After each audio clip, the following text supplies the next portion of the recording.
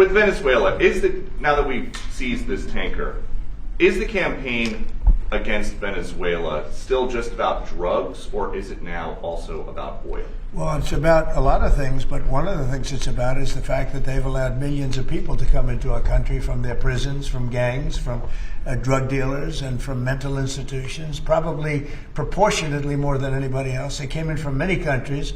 We're getting them out. We had 11,888 murderers come into our country. Many of them are from Venezuela. We had thousands of Tren de Aragua, the gang, come in from, which they say is the most violent gang. I don't know, MS-13 is pretty bad, but Tren de Aragua, they say, is the most violent gang. That comes from the prisons of Venezuela. It came out of the prisons of Venezuela. So it has to do with a lot of things. They've treated us badly, and I guess now we're not treating them so good. If you look at the drug traffic by sea is down 92%. And nobody can figure out who the 8% is, because I have no idea. Anybody getting involved in that right now is not doing well. And we'll start that on land, too. It's going to be starting on land pretty soon. Thank you, Peter.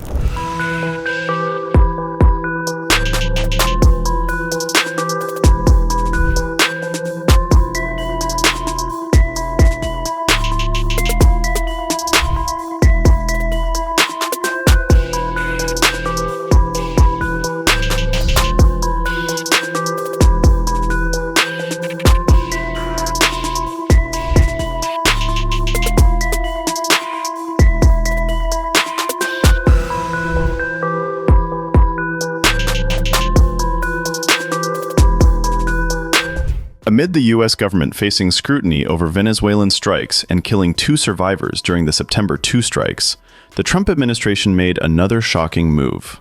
The United States seized a sanctioned oil tanker off the Venezuelan coast. Because of Washington's sudden action, oil prices spiked and tensions between the two countries increased further. Helicopters, commandos, and crude oil. Know the details about the U.S. operation that has sent global prices soaring. Trump has never shied away from expressing enmity toward Maduro, and a military buildup in the Caribbean accompanied it. From initial strikes on alleged drug boats to the tanker seizure, does Trump have a foolproof plan for a Venezuela invasion? The confiscation marks the first time a Venezuelan oil shipment has been seized under the U.S. sanctions imposed in 2019. It also represents the Trump administration's first publicly known move against a tanker linked to Venezuela since he directed a major military buildup in the area. The United States has conducted multiple operations targeting vessels believed to be involved in drug trafficking, a practice that has sparked concern among lawmakers and legal specialists. A 45-second unclassified clip showed 2 helicopters closing in on a ship, while armed, camouflage-clad personnel rappelled down onto the vessel.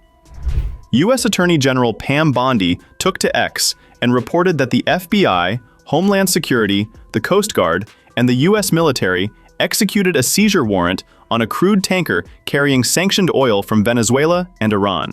Bondi wrote, and I quote, "Executed a seizure warrant for a crude oil tanker used to transport sanctioned oil from Venezuela and Iran." The Department of Homeland Security shared the clip of the seizure with the caption, I quote, "Knockout. If you threaten our nation or break the law, there is no place on land or sea where we won't find you." When asked about the seizure and which port the tanker would go to, Trump responded wittily to the reporter, saying, "Get a helicopter and follow the tanker." Notably, when the U.S. president was asked what would happen with the oil, he didn't flinch and said the U.S. would keep it. What happens to the oil on that ship? Well, we keep it, I guess. Where does it go? What port does it go to? Well, you have to follow the tanker. You know, you're a good newsman. Just follow the tanker. Do you know where Follow it. going? Get a helicopter and follow the tanker. Is it true it's going to But we're Cuba? gonna. I assume we're gonna keep the oil.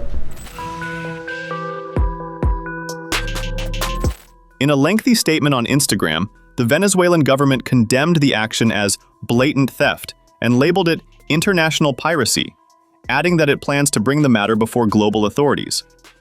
It continued, "Under these circumstances, the true reasons for the prolonged aggression against Venezuela have finally been revealed. It has always been about our natural resources, our oil, our energy, the resources that belong exclusively to the Venezuelan people. Iran's embassy in Caracas, in a post on X on Thursday, denounced the move as a grave violation of international laws and norms. Earlier, during a rally in Caracas, Maduro called on citizens to adopt the mindset of warriors and be prepared to smash the teeth of the North American empire if necessary. In these times, it must be profoundly different, but we, as a united and determined people, always have to be like vigilant warriors, with both our eyes wide open, constantly observing and analyzing, diligently working, tirelessly producing, and steadfastly building a better future for everyone. All of us must be fully functioning, always, and absolutely ready to decisively smash their teeth in, with unwavering resolve and collective strength, if such a drastic measure becomes absolutely necessary for our survival and sovereignty. If the powerful North American empire, with its vast influence and strategic interests, truly needs it, then from the sacred and historic homeland of Bolivar, the very cradle of our independence and revolutionary spirit, we will rise to the occasion and defend our principles with every fiber of our being. Anyone who wants to. Venezuelan oil, respect the law, the Constitution, and national sovereignty. And to produce, invest, pay, and sell your oil. Venezuela as an oil colony, never again. Neither a mere colony nor mere slaves. Trump officials did not reveal the vessel's name or its location when the seizure occurred. But a very large crude carrier, Skipper, was reportedly seized off Venezuela on December 10th, having loaded 1.8 million barrels of Mary crude from Jose between December 4th and 5th. It offloaded about 200,000 barrels near Curacao to the Panama-flagged Neptune 6, bound for Cuba. The U.S. sanctioned the tanker for its past involvement in Iranian oil trading when it was called Odessa. Guyana's maritime authority said the vessel was falsely flying its flag, and PDVSA data showed it shipped Venezuelan oil to Asia in 2021 to 2022. Oil futures climbed after the seizure news.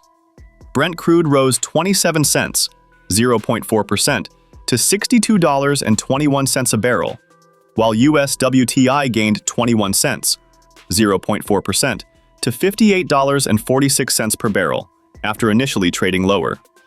Hear what the US president said exactly while announcing the confiscation of the sanctioned oil tanker off the Venezuelan coast. As you probably know, we've just seized a tanker on the coast of Venezuela, a large tanker, very large. Largest one ever seized, actually. And other things are happening, so. Can you explain a little more about this Venezuelan oil tanker and share a little more information? Well, I'll let the people do it, but you see the result, and I guess they probably have released the pictures by now, or pretty soon. You'll discuss that with the appropriate people later on, but no, it was seized for a very good reason. The oil tanker, who owns that oil tanker? You'll get that information later. Okay, and have you spoken to Maduro since your last conversation? No, I It's haven't. only been one conversation. No. We're interested in the seizure of this tanker. What happens to the oil on that ship? Well, we keep it, I guess. Where does it go? What port does it go to? Well, you have to follow the tanker. You're a good newsman, just follow the tanker. Do you know where it was going? Was it going Follow to it. Get a China? helicopter and follow the tanker. Is it true it's going to But Cuba? I assume we're gonna keep the oil.